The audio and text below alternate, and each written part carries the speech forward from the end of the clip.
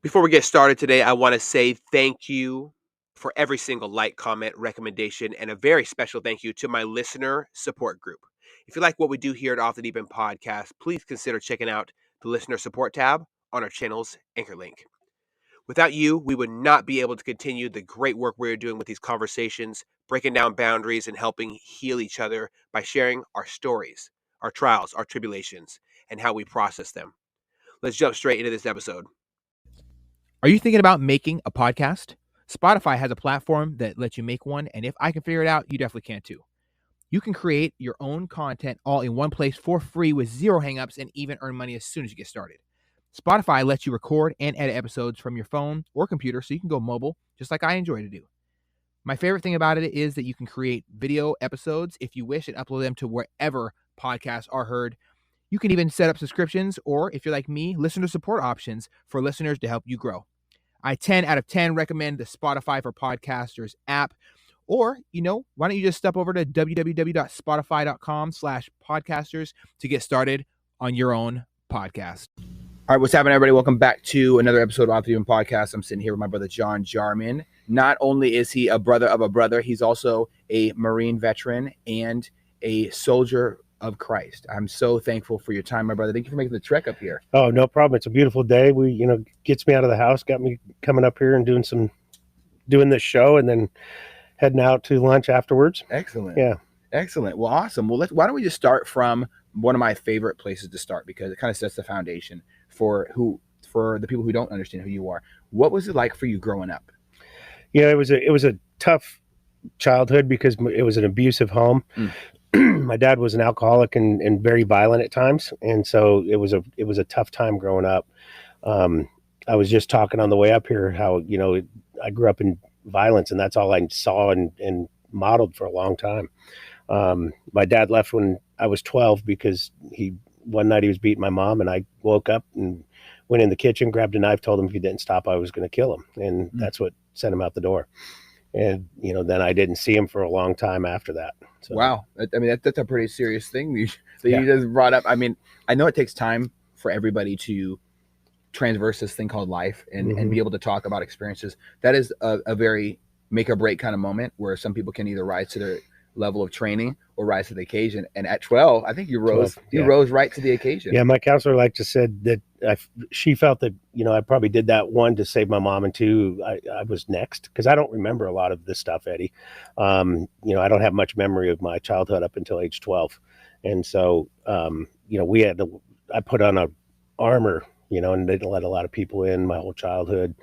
And I didn't let anybody get too close because I didn't want them to know what I went through. Because I was shameful of that. And it took 10 years off and on with my counselor to, get free of all that. So, wow. I mean, I was just talking just last week about my friend about healthy boundaries, setting healthy boundaries.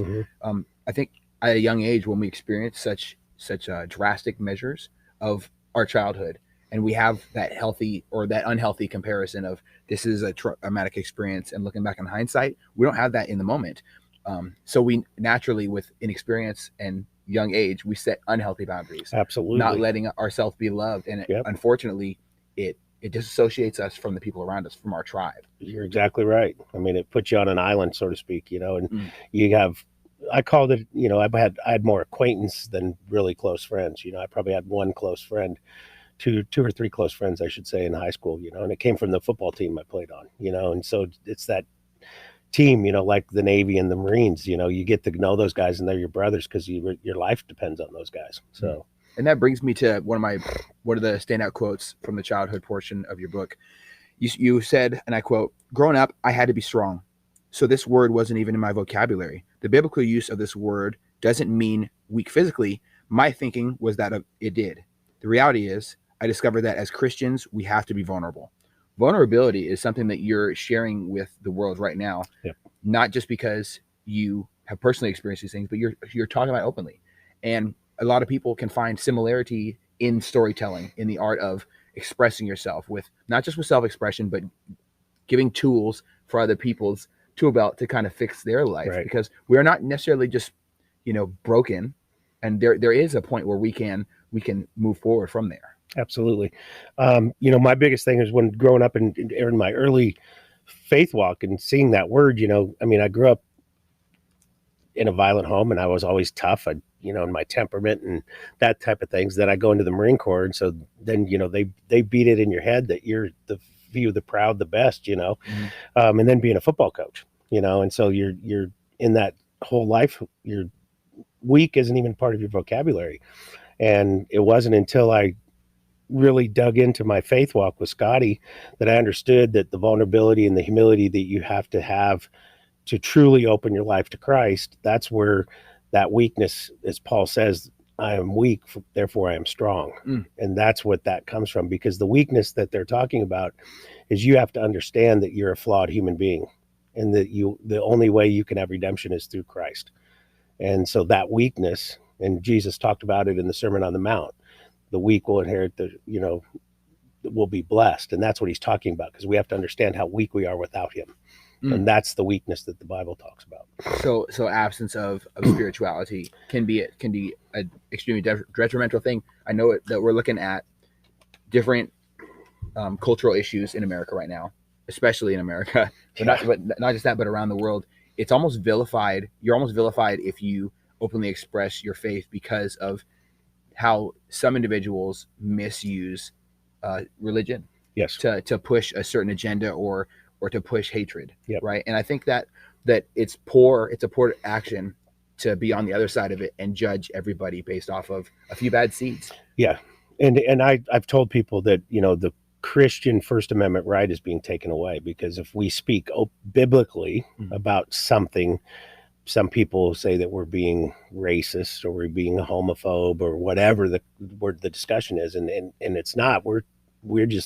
We believe what the Bible says, and so that is what we're talking from, and yet we get crucified. And it's practicing hate, and it's it's practicing hating another person for someone else to say to push those labels and those claims on Christianity as a whole. Because I've been around the church and involved in the church, and I've been in youth ministry for a little bit, and I've never had a bad interaction personally with any Christian. Now I have run into some pastors, speaking heretically and just putting out nonsense, right? And there's always going to be somebody, right? There's always going to be somebody who's not, we're not inherently good as human beings. Right. That's why we need a tribe. Yep. That's why we need foundation. And for you, I know that foundation is Christ. Yes. Yeah. That's I lean on that. I'd spend I'd start the day in the prayer room, and then I do some reading in the morning, and that's what gives me my strength throughout the day and gives me my focus and retunes me every day, because you have to have that grace and mercy every day, I think, because if you lose that, then that's when you can fall, because we're all susceptible to falling again. I like to tell people, I still sin, but I sin less, and that's kind of what my mantra is, because I'm not the same person I was 3-4 years ago. I love that. I've changed. My heart's different. I see the world differently because I see through my eyes through Christ. And so it's a whole different life, and it's one with no worry or no fear, because of the relationship I've built with Christ. So took a long time. Took a long time. Self-reflection. Yeah. And I call it self-examination in the book. That's what I use. And that's the messy part of Christianity, because you're looking at your heart and you're seeing what mistakes you've made, who you've hurt, how, then looking at all those transgressions, and then can you forgive yourself for those? Because that's where shame and guilt comes from, and so and that's the biggest step, is forgiving yourself, because if you can't forgive yourself, you can't forgive other people. So, and that's something that spoke out to me as well in the text. The idea of identifying strengths and weaknesses and working on them. Yep. We're not going to ever get this peak perfection, and we shouldn't strive to be perfect. We should just strive to be better on some level every single day, and we can improve areas of our life. How do I treat others? Am I the best person I can be today? Have I thought about other people before myself? Do I do selfless acts? Do I practice that selfless action every single day? And all these just helps other people, and I know that loving your neighbor is essential. It's one of the first lessons I ever got in VeggieTales when I was laughing Yeah. at that they were doing some spaceship episode or whatever. Yeah. And that's a very powerful message that stuck with me since I was a child. Right. It was taught in Bible study, everything. Yeah. I even went to sit into some of the adult I know they slid me in, but I got to listen to some adults talk about it from a different perspective of how do you instruct your child to love their neighbor when you don't do it yourself. Right. We have to avoid being hypocritical. We have to set a proper example for the youth. Well, and I think that's part of the issue with the church and the decline in attendance is because the youth sees that hypocrisy, for lack of a better term, and the judgment that some people that are sitting in the pews pass on other people, and we're told not to judge. There's only one judge, and we're supposed to see people as try to see the person's heart, not who they are and what they look like. Yes. As I was walking out of the store last night, Girl Scout cookies are for sale. And she's like, do you want to buy some? I said, no, I don't want the cookies, but I'm going to give you $20.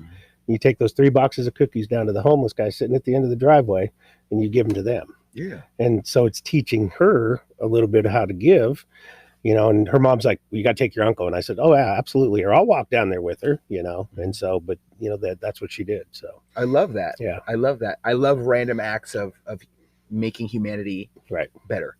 We can teach the youth to love one another. We can teach the youth to be strong leaders and to walk in love. I think walking in love is one of my biggest takeaways from the Bible in general. Yeah. And I have a lot of friends who don't practice faith at all, and that's okay.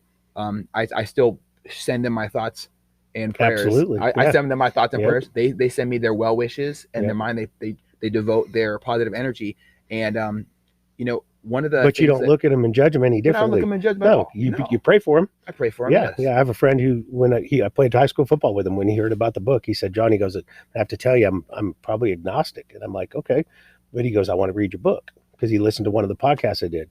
And I said, "Okay." And I said, "As you read it, if you got any questions, let's talk about it." And I don't know if he's finished the book yet, but maybe it brings him to the faith. Who knows? Who knows? Yeah.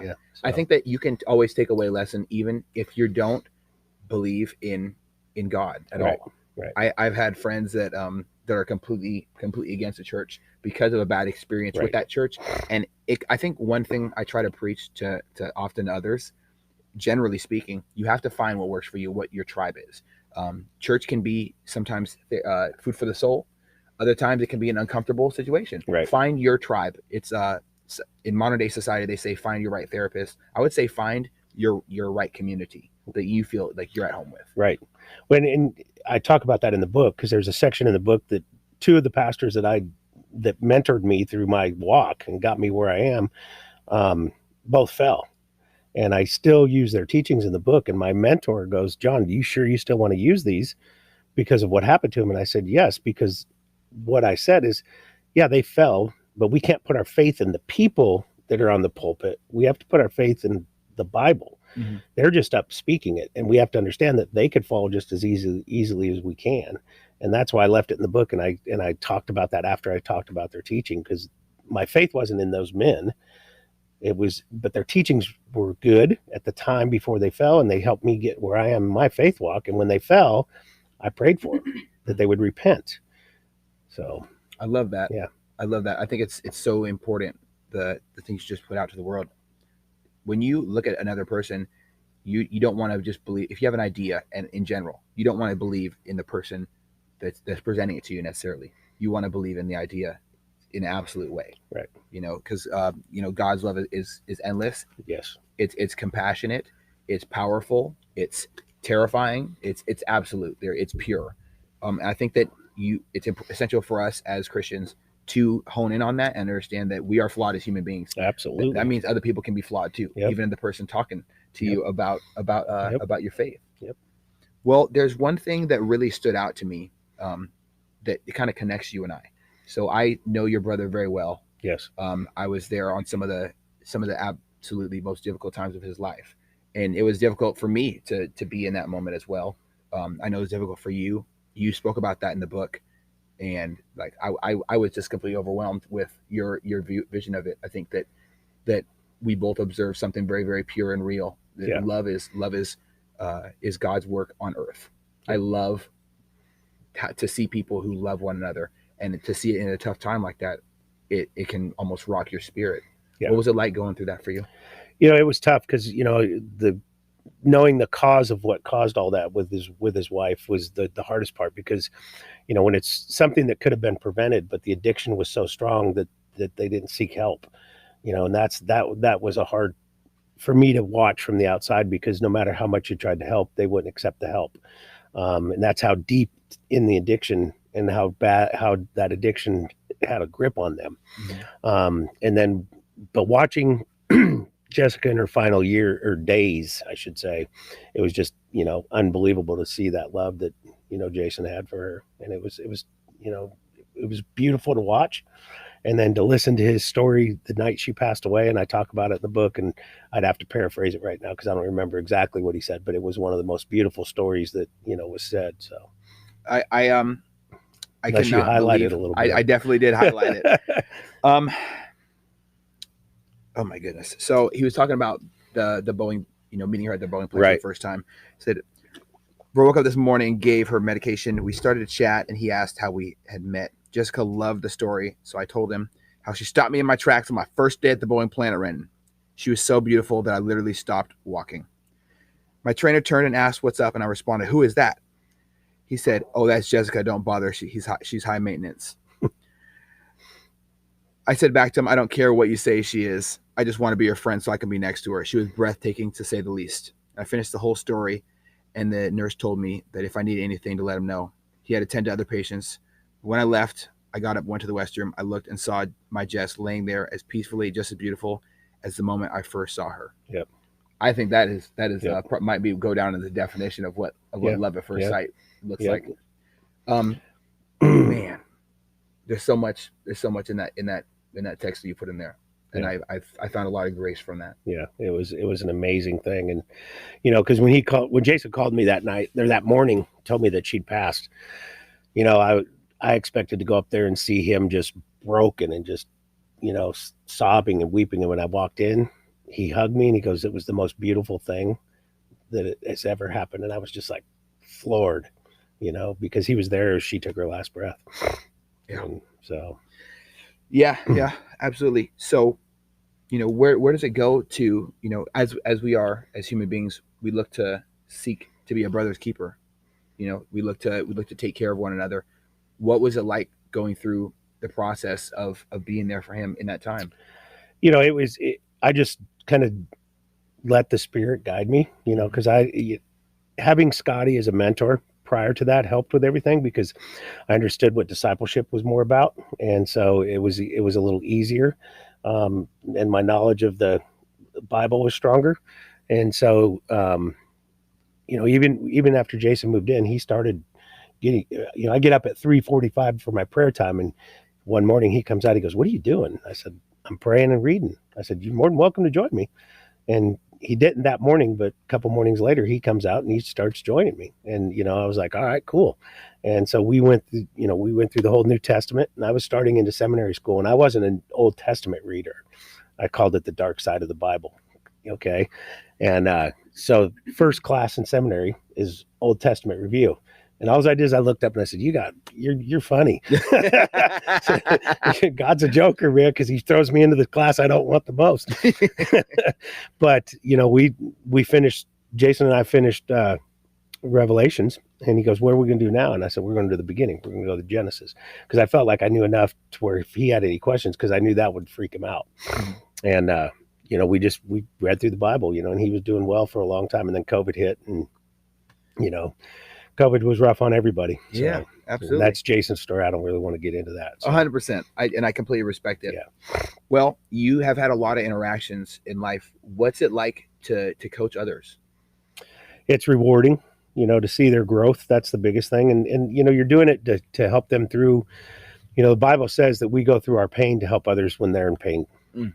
And so, for me to have gone through what I have and God to give me the grace, then it's a calling to help others. The book is actually former girl that was in my high school. She was a couple years behind me. She found the book and read it, and she wrote me a note through Facebook and said that had she not found the book when she did, she was probably going to kill herself. So the book saved her life. Oh my goodness. I mean, when she told me that, I cried, because I just saved somebody's life by my story. And, it was just so and now I disciple her through emails and stuff like that. She's on a prayer plan. She reads the Bible every day. She sends me stuff that's, from her readings and everything. And it's, this has been about 4 months ago. Her faith walk is so different now, no suicidal thoughts or anything. It's amazing to watch God work in that situation. So, I love that. Yeah. I absolutely love that. Yeah. One thing that stood out to what you just said is that the thing that we try to emulate and create here with this podcast, we try to equip others with tools so that they can start to not fix every single leak in the ship, but kind of start doing some patching. And I think that it's essential that we offer experience and knowledge and something that will remind someone of their purpose, their drive, Right. remind them of the fundamental importance of themselves, so that they can do that self-preservation work that's so needed. Right. The book, I tell people the book's not a how-to, it's a what I did book. Mm-hmm. And some of the stuff I did is going to help people. Some of it's not. Having an education background, I put questions at the end of every chapter to try to challenge your faith and to deepen your faith, or to bring you to faith, because I want it to dig. And some of the questions are going to make you, they're going to hurt a little bit. Yeah, I definitely did. I had some moments where I'd be reading and I would ask myself, what have I been thinking? Because it's normal for us to look at our lives and say, and with the vision and the lens that we want. Yes. Oh, I'm sure I'm really working hard at this aspect. I'm really sure I'm trying to improve as a husband. I'm sure I'm trying to devote more of my time to the future of our country. I'm sure I'm doing veteran outreach, and I make sure it's selfless acts, not self-rewarding acts. Right. And then I looked at myself and I said, wait a second. I got a lot more work to do. I don't think it's the journey. I don't think it's the box to be checked necessarily. I don't think so either. This is a journey, this is temporary for us, and the box isn't going to get checked till we go home. Then it'll be checked, because, no more pain and suffering, no more nothing, and this is a preparation for that time, because we're supposed to act and do our best to live a Christ-like life. But we're not going to be perfect. There was only one perfect person. So yeah, I'm definitely nowhere near perfect. I am flawed as it gets. Yeah. Oh my goodness. Yeah. So growing spiritually, right? You talked about in this subchapter, you needed a community. So what was it like going through the process of finding that community? I leaned on people I knew who had stronger faith than I did, Scotty being one of them, the primary one. And then I had some other friends that I knew that were more mature Christians. And so, I asked about their Bible studies and where they were, and you go check it out. One of them was a good fit. One of them really wasn't. I didn't feel, it just, you got to kind of let the Spirit guide you on that, because he's going to put you where he wants you so that you can grow in the areas of your life that you need. And I think that's my most important thing that I would say to any of your listeners is, you have to have you have to have somebody mentoring you that's farther along in their walk. They have to be more mature in their walk than you are, because it's going to help guide you when you have questions, when you read. It's going to help guide you when you have questions about just anything. The one answer Scotty gave me in a few things when I asked him, he said, well, that's in the mystery box. I like the mystery box. Mystery box is where your faith is made, because you don't have an answer. Okay. And so now where do you go? Do you just rest in the faith of God, or do you try to figure out that mystery box, And one of the questions I asked him is, what happened to Lazarus? Lazarus was Jesus' best friend. And when Jesus raised him from the grave, he was only mentioned one other time in the Bible. Where'd he go? Where'd he go? Where'd he go? No one knows. I researched it. Even the theologians, there's just speculation about it, but no one really knows. He probably started working at Starbucks. I don't know, but I mean, if I was raised from the grave by my best friend, I think I'd hang out with him for a while. Just a little bit. Just a little bit. Yeah, maybe I'd talk to Judas or stop Yeah. him. I don't know. Something like that, right? Yep. So journaling is definitely a part that I've taken a lot of solace from. You reminded me to journal more. One, my handwriting's horrible. I've had my hands crushed quite a couple times, a few times in my life. And I also had a really bad dyslexia, but I still journal, and I still read back on what I wrote last week. And I look back on my notes, and a lot of times I'll find myself reminding myself that it's essential to let go. Yeah. Let go, let God. Yep. It is not in my hands. I'm at it. Control what you can in a positive way, not in a negative way, but let go of what you cannot. That's why in my journal, the last thing in my journal is always, what evidence of God did you see in the day?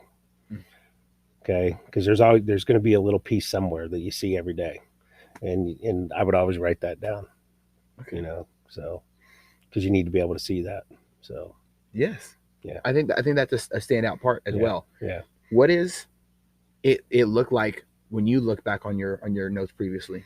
Oh, it's it's hard to believe where I was, really. I mean, it's humbling because it's from where I've come from, you know, and looking back on those notes and, you know, understanding what I was thinking at that time and now how my thoughts are different in those, you know, it's unbelievable. So the grace that I've had.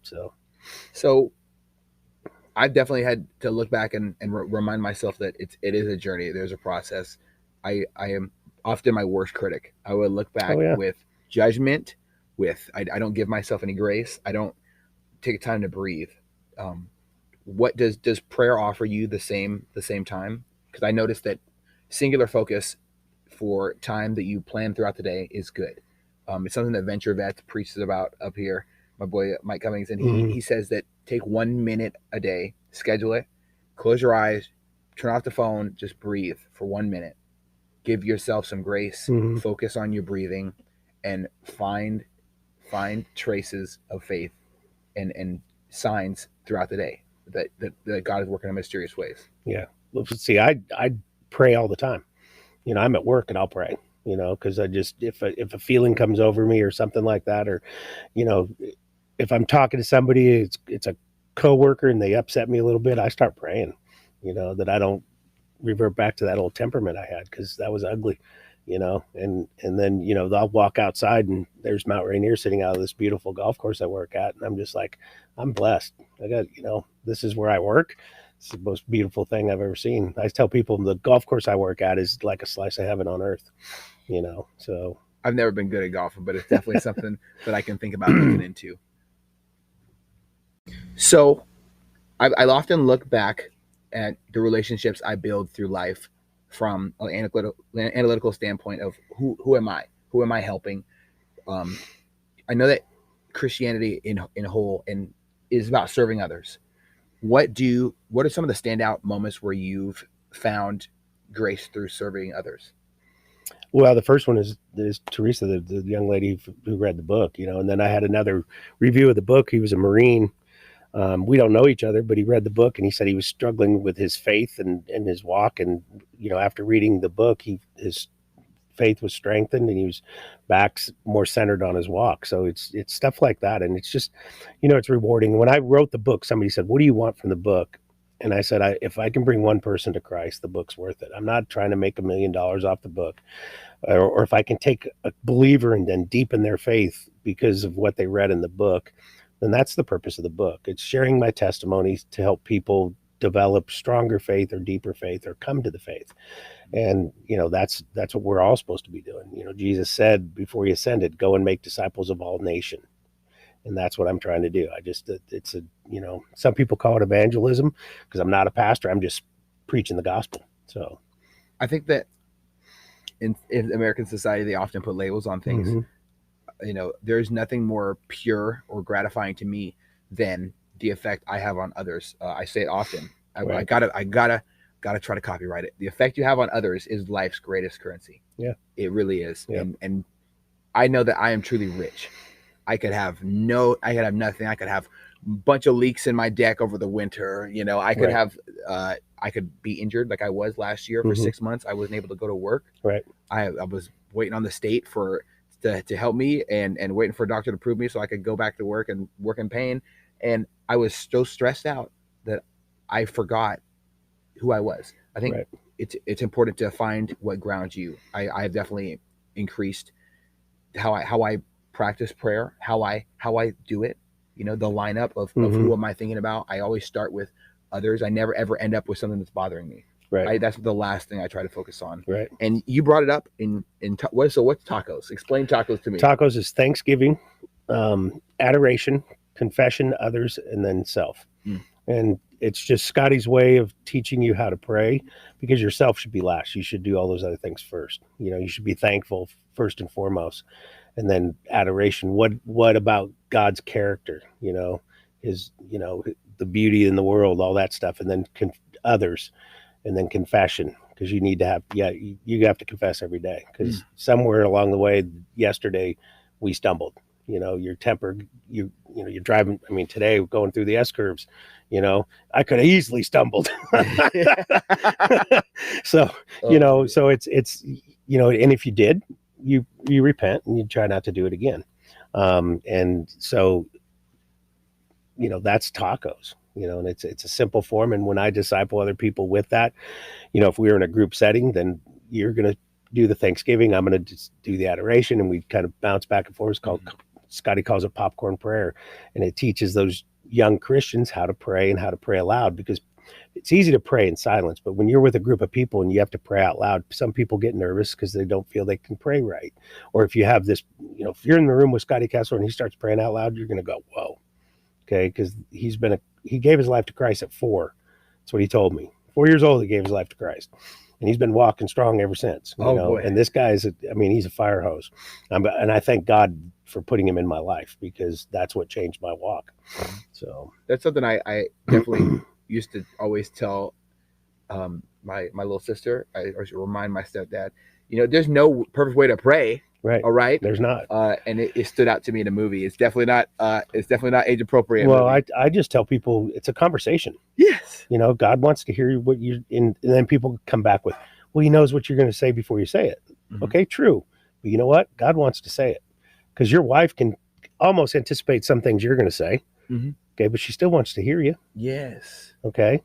And if you don't talk to your wife, that relationship's not going to be good. 100%, brother. Okay. So if you don't talk to God, your relationship's not going to be good. Mm-hmm. But you have to do that self-examination to start removing the veil, so that when you read his word, it sinks into you, because that's how he communicates to us, is through his word. Yeah.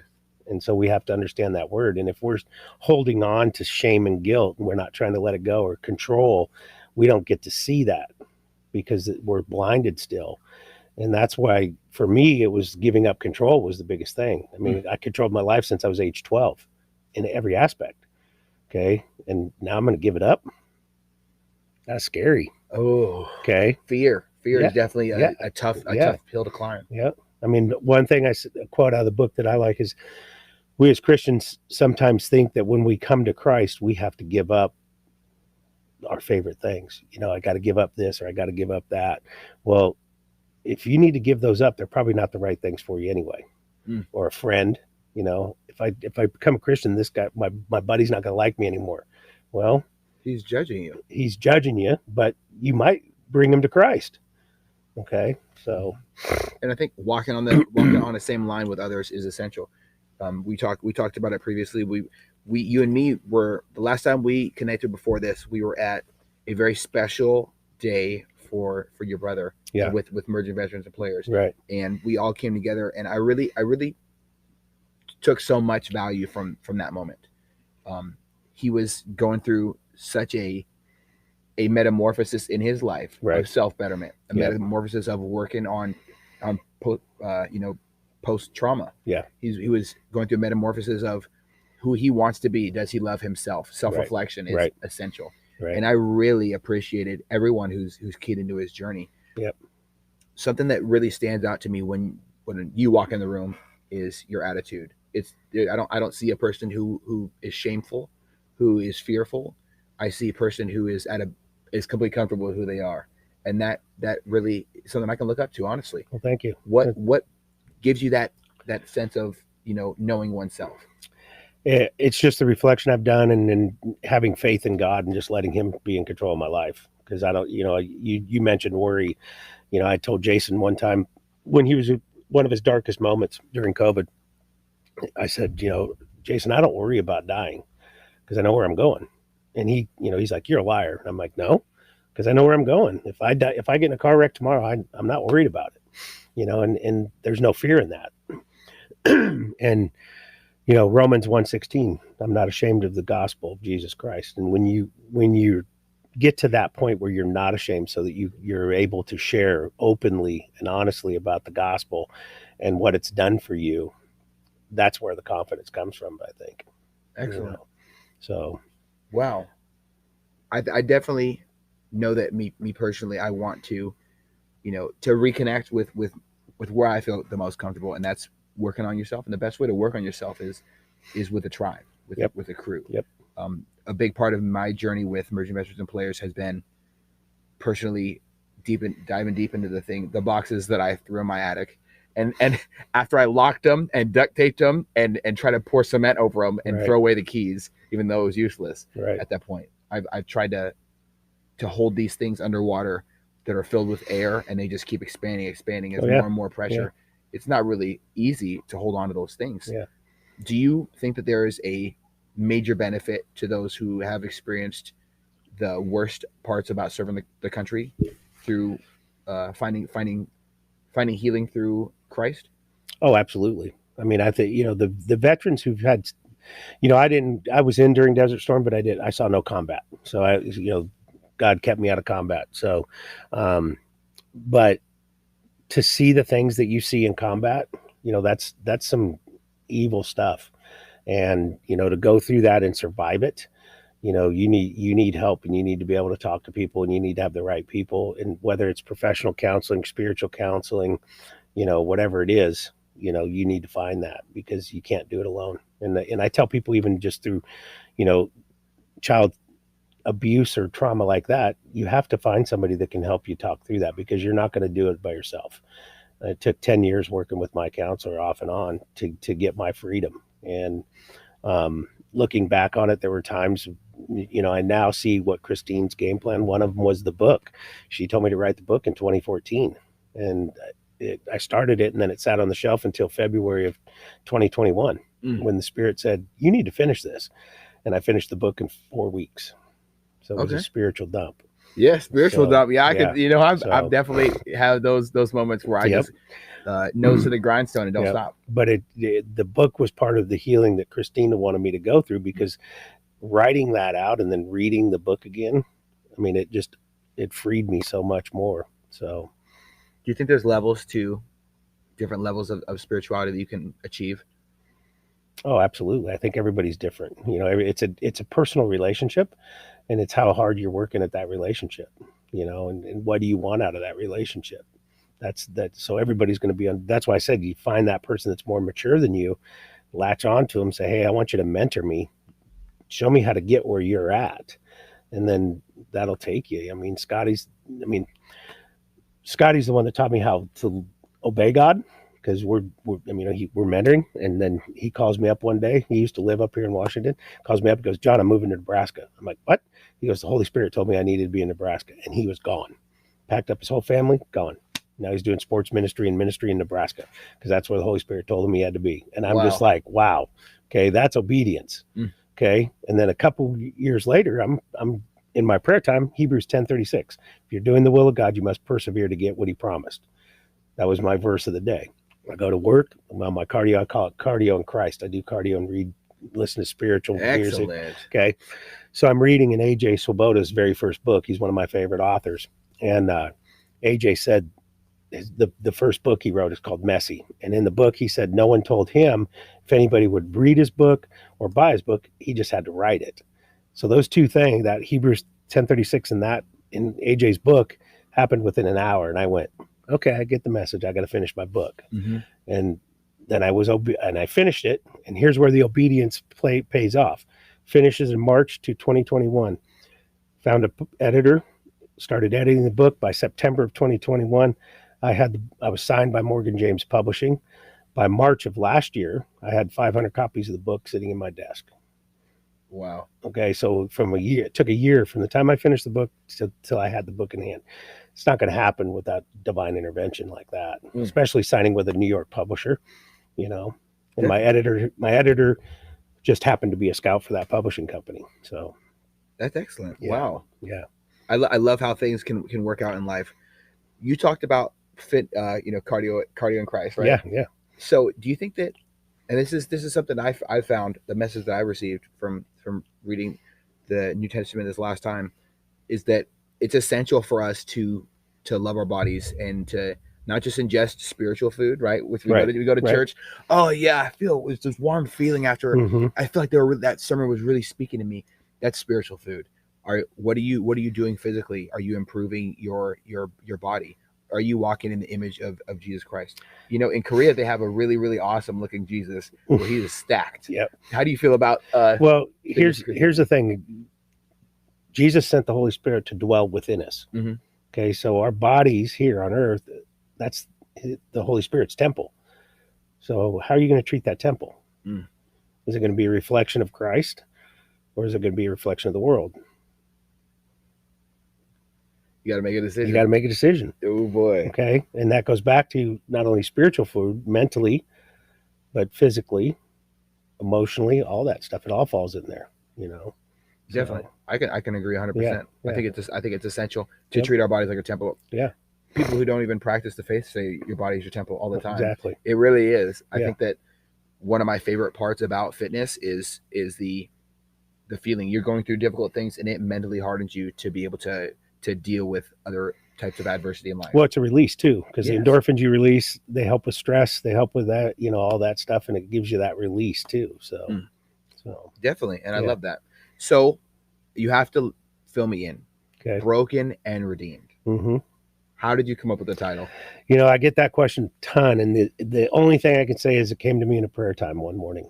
Okay, the original subtitle of the book though was "God is waiting for you." Okay, because that's how I felt. I felt God was just waiting for me to come back this whole time. You know, because I had this massive journey where I didn't even know who He was, and then looking back on my life now, I can tell you exactly where He was in my life when I needed something, even though I didn't know who He was.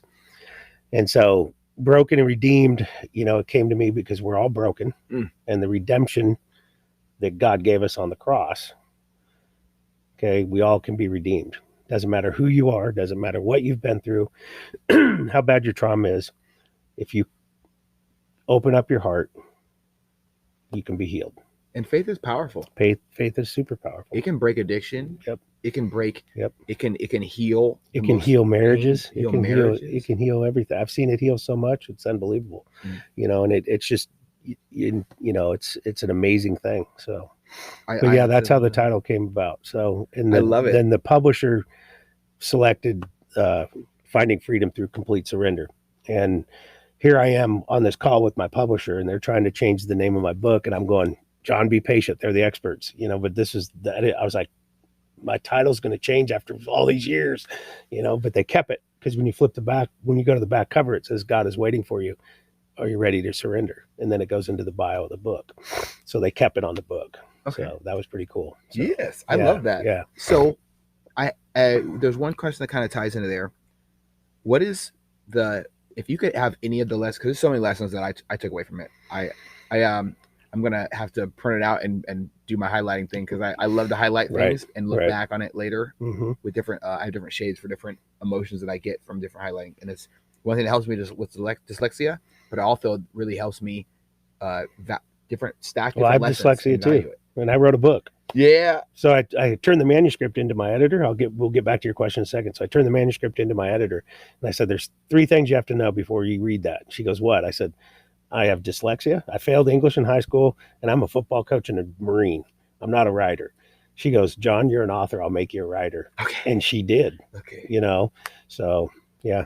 Oh man, I love doing it, man. I love taking lessons from other people. There's so much wisdom that you have that I'll never understand. I'll never fully grasp. The closest thing I'm going to get is to read it, you know, rereading the book multiple times and going over highlighted portions. Probably printing some out. Well, the wisdom comes from my relationship, I believe, with God. That's where it comes from, you know, because, you know, before I wrote every day, I prayed for wisdom in the word and His words, not my words, His words. And people ask me, because, you know, I have biblical quotes throughout the text. I quote other authors and they're like, how did you figure out where to put those? And I said, it just came to me. You know, I'm writing and all of a sudden this verse would pop into my head and I'd be, oh, that's perfect right here. And I just throw it in there. The manuscript is truly complete after 4 weeks, but we added one chapter, and it was chapter 14, surrender and control. My editor wanted to connect the book with my last chapter, Dear Younger Me. And she said she felt there needed to be something in the middle. And so she did an hour-long interview with me on how I gave up control. And then I took the raw notes and wrote it up, and then we tweaked it, and that became the 14th chapter. So Excellent. yeah, Excellent. it was nice. So you were going to ask a question about. Yes, brother. What is one lesson that you want to really stand out the most? Because I was highlighting my butt off. What is one lesson that you want to stand out the most out of the whole thing? What is one message? I have two. One's general and one's specific to men. General is find a mentor and have them disciple you. Okay. So that they can teach you the truer meanings of the text and develop a prayer and reading time with them, and so they can help guide you through that. For the men, though, it's lay down your pride, humble yourself, and become vulnerable, because men have the hardest time with that, because they believe when they do that, they become weak. Yeah, I definitely have a couple friends that I know that are struggling with that. But here's what I would say.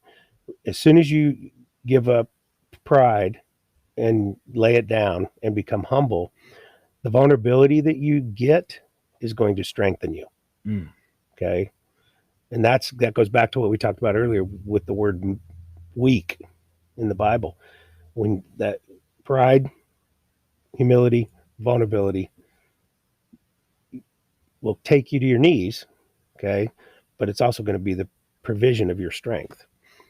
So sometimes you need to be on your knees to get a good prayer in. That's right. Yeah, sitting down doesn't always cut it for me. Yep. There's something that's really scratching the back of my mind, and I have to ask, when is the next book coming out? Because I know it's all in God's hand when how everything works out. Well, I've already started outlining it, so I've started. I think I got the first chapter done.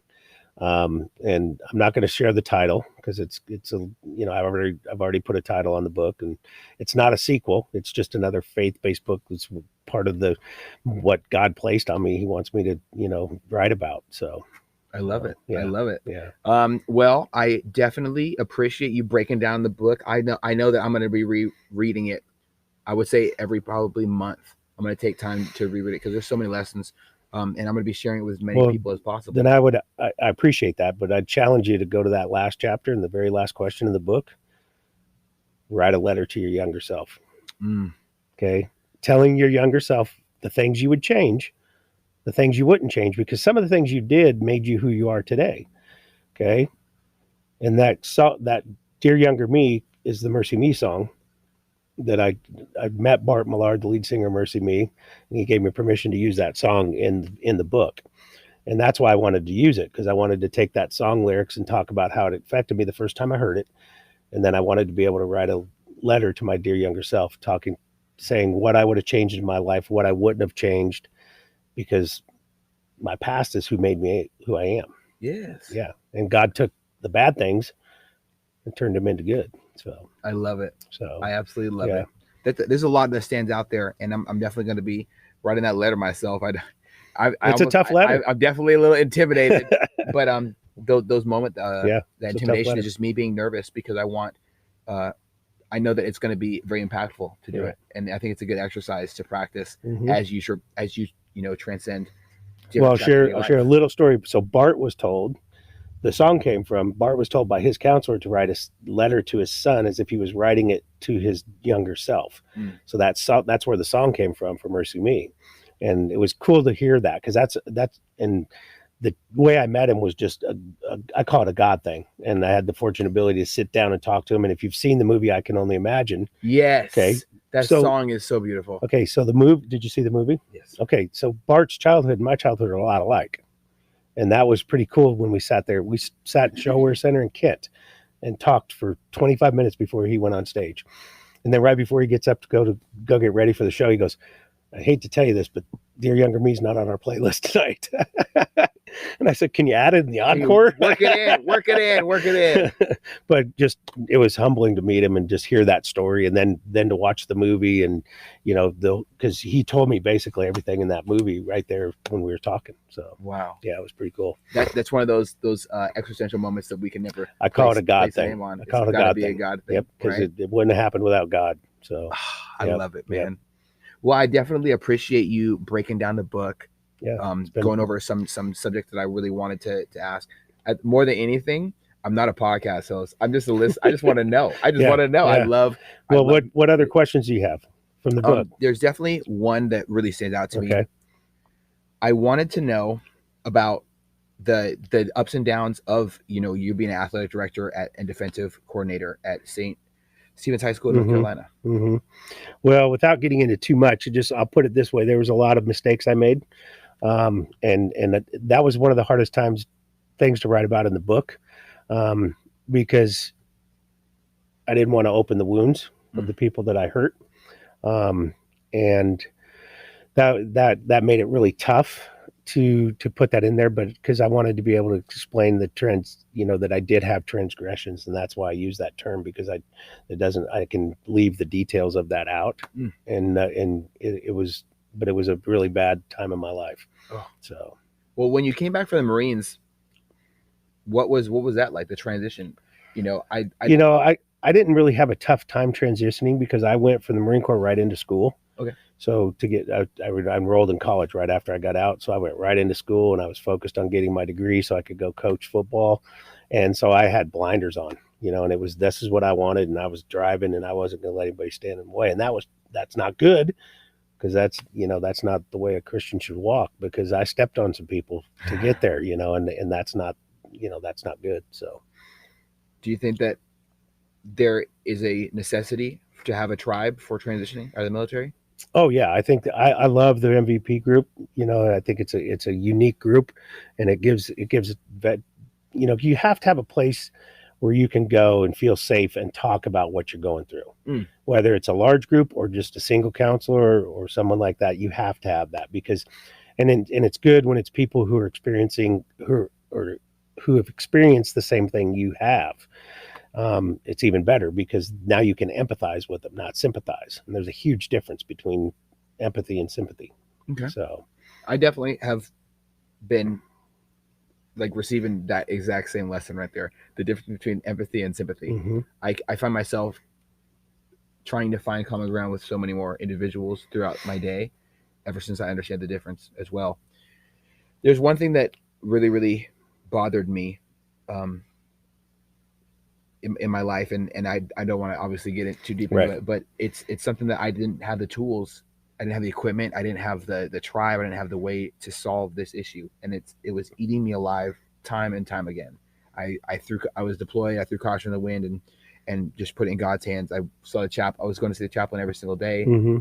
It was like one of the worst experiences of my life. And have you ever been just completely overwhelmed with your life situation and just threw your hands in there and said, I'm done. I'm tapped out. Yeah. I think you did mention it. Yeah. November 26, 2016. Mm-hmm.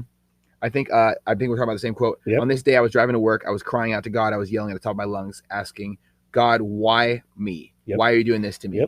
Yep. Jesus did the same thing on the cross. Yes. Why have you forsaken me? And that is a huge thing. Yeah. But I look at the cross, he's saying that, so it's okay to ask God why. It's okay to have that moment of anger towards him. The other thing I talk about the cross is, I think the crucifixion was selected as a form of death for Christ. One, because it was what Romans did at that time, but two, I think God was trying to show us that our old self is going to die slowly and painfully, because crucifixion is a very slow death and it's very painful. Our old self, when we come to Christ, is not going to die slowly. It's going to hang around for a long time, and it's going to eat at you, and it's going to try to beat you up, so that you're going to get some scars from that. But you're going to be redeemed, because 3 days later, he's raised from the dead. So, and I think that's when I look at the cross, that's what I see. And so it allows me to know, because it took me a long time to get rid of a lot of the stuff I carried with me. And that's my analogy of it, because he wants us to know that. So if you're new to Christ and you're listening, don't beat yourself up when you have a mistake or you have a stumble, because it's going to happen, because you're not at that development of your faith where you need to be to see that coming on. Because as you get deeper faith, then you can start seeing what the thought, because the sin comes from a thought comes from an action. Okay. And then as you get deeper in your faith, you can stop the action from happening. Mm. And that's where we grow as Christians. So excellent. So I can resonate with so many different things you shared with us today. One of my biggest standouts was obviously our shared experience with your brother, but something I really, really thought about doing in the future is collaborating with someone and sharing lessons. At the end of the day, there's nothing more essential to us as human beings as sharing these lessons, right? mm-hmm. Sharing your path, your walk with Christ is so important, because it's not just putting out a book. It's not just putting out it's a Christian novel. It's not just putting out lessons that you've learned. You're also transcribing and sharing the spiritual lessons that you've received from others Right. as well. Right. And you're kind of channeling it into a direct path. I think that your book stopping that young lady from ending her life is majestic. It's huge. Oh, it's powerful. It's humbling. It's surreal. I mean, I never thought that would happen.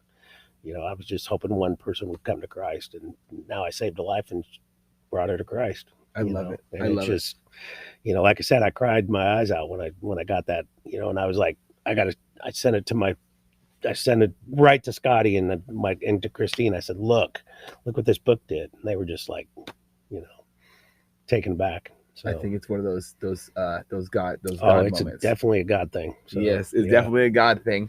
I really do appreciate you sharing these things with the world, because they're not easy to talk about. Right. And often we have to get to a certain point where we can do it. And that, you know, God has perfect timing. Yeah. Do you feel like you could have ever written this book at a different time in your life? No, because especially not up until I wrote it. Because I think when I was working with Scotty, I felt a nudge to get a deeper meaning of the word, and that's why I enrolled in seminary school and to get a master's of theology, because I wanted a deeper understanding of what the Bible said. And I think and then my work with Scotty and Christine is what helped me write this book, and that was all God's timing. You know, like I said, I started in 2014, and I didn't finish it then because it wasn't the right time. It just didn't feel right, and so I just set it away.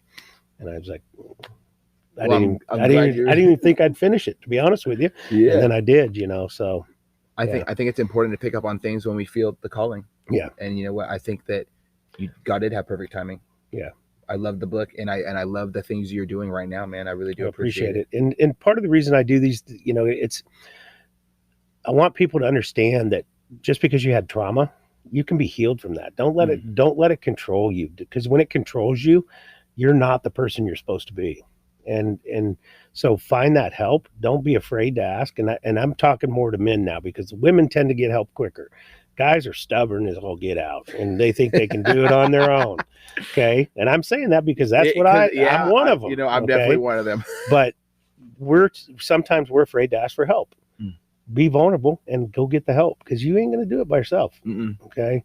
And that's the biggest thing. And then I came to a point where I said, I'm not going to be ashamed of the gospel. I'm going to live Romans 1:6. I use that hashtag on my post. It's hashtag Romans 1:16, because I'm not ashamed of the gospel of Jesus Christ.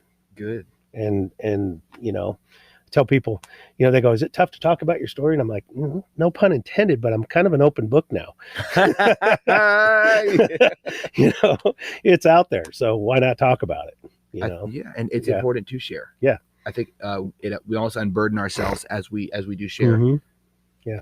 Well, I love your book. I appreciate that. I love the message you brought and shared with me, and of course the listeners as well. Yeah. But definitely that your message resonated with me pretty heavily. I appreciate that. I really look forward to trying to seek deeper meaning as I reread it, as I focus on staying out, and I'm still nervous about it, but I'm definitely gonna write the letter to myself. I looked at it and I closed the book.